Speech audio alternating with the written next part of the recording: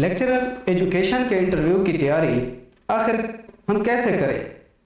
ये एक ऐसा क्वेश्चन है जो बहुत से स्टूडेंट मुझसे पूछते हैं। तो चलिए मैं आज आपके साथ ये शेयर करूँगा कि कौन सी टेक्निक्स और स्किल्स हैं जो कि आपकी कामयाबी की प्रोबेबिलिटी को ज़्यादा कर सकती हैं, और इसके साथ साथ कुछ चीज़ें जो आपका प्लस पॉइंट बन सकती हैं और कुछ चीज़ें जो आपका नेगेटिव पॉइंट बन सकती हैं।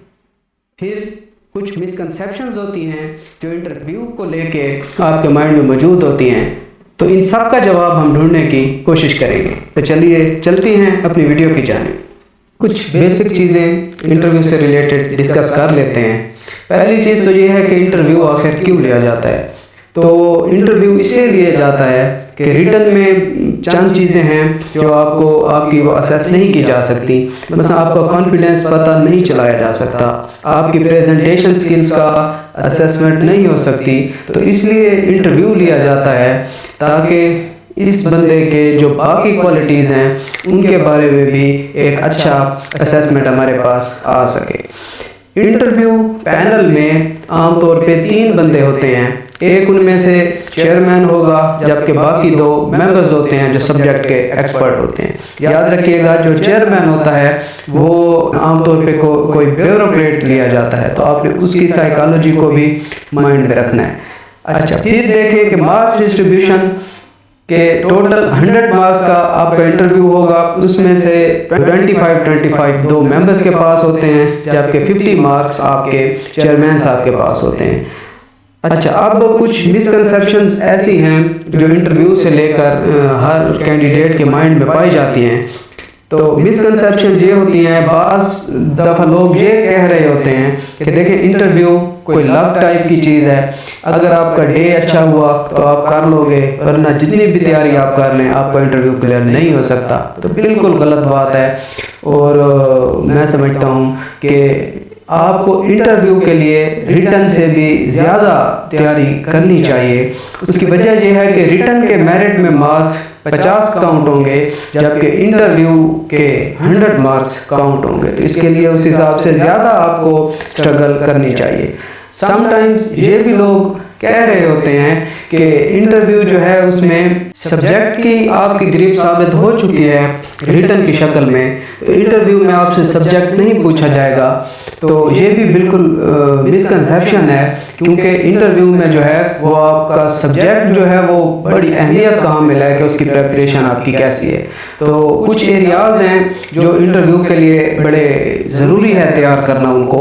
तो पहला उनमें सब्जेक्ट है, दूसरा आपकी प्रेजेंटेशन कैसी है, आप कैसे वहाँ पे बात कर रहे हैं, और तीसरी चीज़ है आपका कॉन्फिडेंस। तो अगर हम इसको एक डायग्राम से समझें तो सबसे जो मोस्ट इम्पॉर्टेंट मैं समझता हूँ जो एरिया आपका मजबूत होना चाहिए वो है आपका सब्जेक्ट। अगर आपका सब्जेक्ट अच्छे तरीके से तैयार है और आप बड़ी डेप्थ में आपने उसकी स्टडी की हुई है, तो यही सब्जेक्ट की प्रिपरेशन आपकी प्रेजेंटेशन को भी बेहतर कर देगी, आपके कॉन्फिडेंस को भी बेहतर करेगी।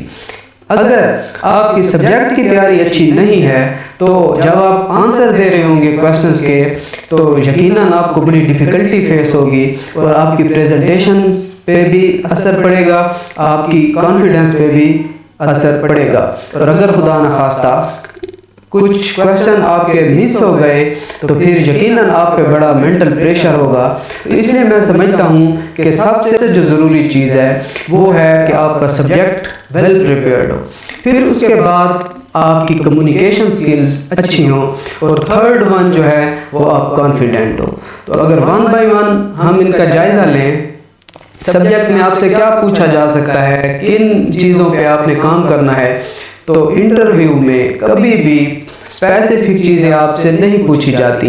आपसे बेसिक कंसेप्ट, मशहूर चीज़ें जो हैं, मसलन एजुकेशन की अगर हम बात करें तो formal education, non formal, informal education क्या है, लर्निंग क्या है, या कुछ डिफरेंसेस आपसे पूछे जा सकते हैं, या कुछ बेसिक्स चीज़ें आपसे डिस्कस करेंगे, स्पेसिफिक चीज़ें आपसे नहीं पूछी जाएंगी।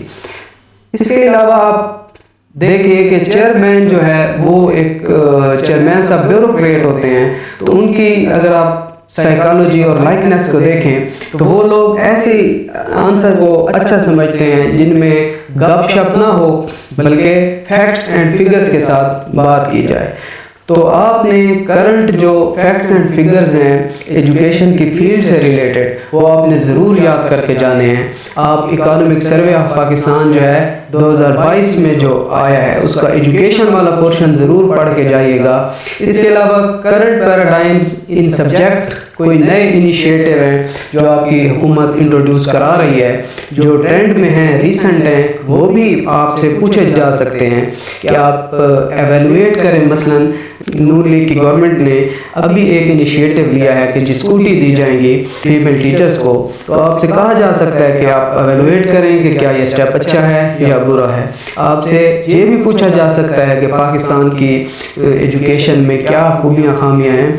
करंट चीज़ें आपसे पूछी जाएंगी और उसकी तैयारी आप अगर आप करना चाहते हैं तो मैं रिकमेंड करूंगा कि आप जहांगीर वर्ल्ड टाइम्स का मैगज़ीन पिछले 3-4 माह के मंगवा लें और आप उन्हें ज़रूर पढ़ें तो आपको अच्छा खासा गैस हो जाएगा। फिर उसके बाद आपको ये भी कहा जा सकता है कि बेटा डेमो लेक्चर दें, तो आप 1-2 टॉपिक अपने माइंड में रख के उनकी प्रैक्टिस करके जाइएगा। यूँ भी हो सकता है कि आपको पैनल कहे कि ये हम आपको टॉपिक दे रहे हैं, आप इस पे प्रेजेंट करें। तो दोनों तरीकों में आपने माइंड में रख के जाना है कि डेमो लेक्चर भी हो सकता है। अगर दूसरे पॉइंट यानी प्रेजेंटेशन की बात करें तो प्रेजेंटेशन में कुछ चीज़ें मैटर करती हैं। मसलन आपकी लैंग्वेज, कि आप कैसे किस लैंग्वेज में बात कर रहे हो। तो समटाइम स्टूडेंट्स पूछते हैं कि जी हम इंग्लिश में जवाब दें या उर्दू में या हम मिक्स लैंग्वेज यूज़ करें। तो सिंपल सा आंसर है और मुनासिब बात भी यही है कि आपसे जिस लैंग्वेज में बात की जाए आप उसी लैंग्वेज में जवाब दें। अगर आपसे इंग्लिश में पूछ रहे हैं तो आप इंग्लिश में जवाब दें, अगर आपसे उर्दू में पूछा जा रहा है आप उर्दू में जवाब दें, और अगर आप लेक्चरर बनना चाहते हैं तो कम से कम आप में इतनी एबिलिटी होनी चाहिए कि आप इंग्लिश में 10-15 मिनट कम्युनिकेट कर सकें।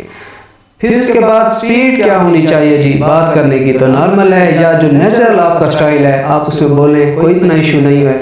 हाँ, लाउडनेस ये है कि ना आप बहुत ज़्यादा मध्यम आवाज़ में बात करें और ना ही बहुत ज़्यादा आपने शोर मचाना है। नॉर्मल आपकी लाउडनेस होनी चाहिए। अच्छा, मुझे ये प्रॉब्लम फेस करना पड़ा था कि मैं चूँकि कुछ धीमा बोलता हूँ तो मैंने फिर इसकी प्रैक्टिस की थी कि इंटरव्यू में मैंने ज़रा ऊंची आवाज़ में बात करनी है। अच्छा, ड्रेसिंग कोई इतना बड़ा इशू नहीं है। अगर आप कंफर्टेबल हैं तो आप 3 पीस पहने। अगर आपको लगता है कि आप शलवार कमीज़ में बेहतर लगेंगे तो आपने सफ़ेद कलर पहन लेना है। तो आपकी ड्रेसिंग जो है वो अच्छी होनी चाहिए, ज़्यादा ऑकवर्ड ना हो, और कोई भी आप कह सकते हैं। कॉन्फिडेंस की अगर हम बात करें तो कॉन्फिडेंस ज़रूरी, बहुत ज़रूरी है आपके अंदर, बड़ा आप मैटर करता है इंटरव्यू में। और इसे डेवलप करने के लिए आपको अपने आप को एक्सप्रेस करना होगा। आप पढ़ना आपका हो गया, अब आप खुद को एक्सप्रेस करना सिखाएं। तो कैसे करेंगे? आप अननोन बंदों से जाके बात करें। अगर आप इतने सोशल नहीं हैं तो आप अजनबियों से जब बात करेंगे, अपने ऑफिसर से बात करें, हाई रैंक से बात करें, या जिनसे आपको हेजिटेशन होती है आप उनसे बात करें, तो आपका कॉन्फिडेंस बेहतर होगा। दूसरी चीज़ ये है कि आप अपने फ्रेंड्स को, टीचर्स को, आपके जानने वालों को आप मॉक इंटरव्यू ज़रूर दिया करें। 2-3 दोस्तों को सामने बिठा के आप उनसे कहें कि जी ये क्वेश्चन है एजुकेशन के बेसिक, आप मेरे इनसे इंटरव्यू ले लें। इसके अलावा आप सेल्फ रिकॉर्डिंग भी कर सकते हैं। खुद कोई क्वेश्चन मसलन आप देखें व्हाट इज़ एजुकेशन, तो इसका जवाब आप अपना रिकॉर्ड करना शुरू कर दें और जवाब देना शुरू कर दें, और फिर उसके बाद उस रिकॉर्डिंग को चेक करें क्या खामियां हैं, क्या खूबियां हैं, और आपकी बॉडी लैंग्वेज क्या है। और अगर आप ये भी नहीं कर सकते तो फिर आप कम से कम मिरर के सामने बैठ जाएं और 10 मिनट 15 मिनट खुद को देखें कि आपके क्या एक्सप्रेशन है, आप कैसे बात कर रहे हैं और आपको कैसे जो है वो बात करनी चाहिए। अब कुछ ऐसी चीज़ें जो आपको इंटरव्यू में नहीं करनी चाहिए, आपका नेगेटिव पॉइंट भी बन सकती हैं, या जो करनी चाहिए आपका पॉजिटिव पॉइंट बन सकती हैं।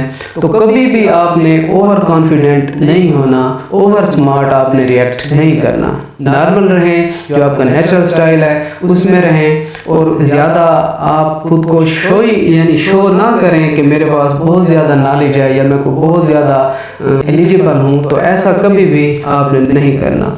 एग्जीग्रेशन आपने नहीं करनी। अगर आपको एक क्वेश्चन का आंसर नहीं पता तो आप सिंपली सॉरी कह दें। तो आपने अपनी तरफ से जो है चीज़ों को बढ़ा चढ़ा के पेश नहीं करना। गैस वाला काम भी नहीं करना कि अगर आपको क्वेश्चन नहीं आ रहा तो आपको गैस आप करें कि नहीं मैं इसका ये आंसर दे दूँ, ये ठीक होगा। तो अगर आपको थोड़ा सा भी शक है तो आप सिंपली सॉरी कह दें। अगर आपके क्वेश्चन ड्रॉप भी हो रहे हैं तो भी आपको कभी भी ये गैस वाले तरफ नहीं जाना। क्वेश्चन मिस ही क्यों ना हो रहे हों तो आपने कॉन्फिडेंस अपना लॉस नहीं करना, आपने होप नहीं छोड़नी, क्योंकि हो सकता है कि आप चंद चीज़ें ऐसी बयान कर दें कि जो इफेक्टिव हों और उन्हें लगे कि ये बंदा कर सकता है। याद रखिएगा, इंटरव्यू में कभी भी आपके आंसर्स की जो दुरुस्त या गलत नहीं चेक किया जाता, बल्कि ये देखा जाता है कि आपने जो जवाब दिए हैं उनकी क्वालिटी क्या है। सारे बंदे वो जवाब दे रहे होंगे, लेकिन अगर आपके आंसर की क्वालिटी एक्सीलेंट है तो ज़रूर आपको रिकमेंड कर लिया जाएगा। Thanks for watching. Next video में मैं आपके साथ शेयर करूंगा कि कौन से मोस्ट इंपॉर्टेंट क्वेश्चंस हैं जो कि इंटरव्यू में आपसे पूछे जा सकते हैं।